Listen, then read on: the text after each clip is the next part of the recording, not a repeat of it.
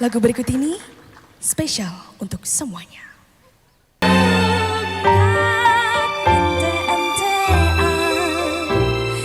Penampilan Putri Aryani gemparkan istana, peserta upacara heboh goyang turun ke lapangan.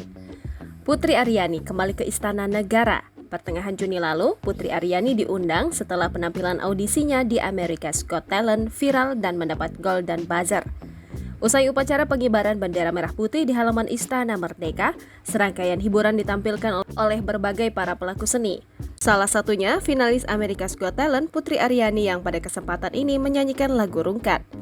Saat Putri nyanyikan lagu koplo tersebut, semua peserta upacara heboh turun ke lapangan berjoget, mengikuti irama musik. Ratusan undangan juga pecah membanjiri halaman Istana Merdeka.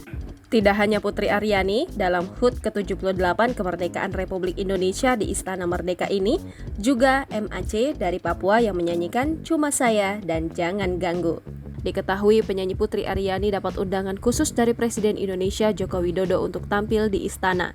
Insya Allah jadi diundang Presiden Jokowi, ujar Putri usai tampil di wilayah Cipayung, Jakarta Timur belum lama ini.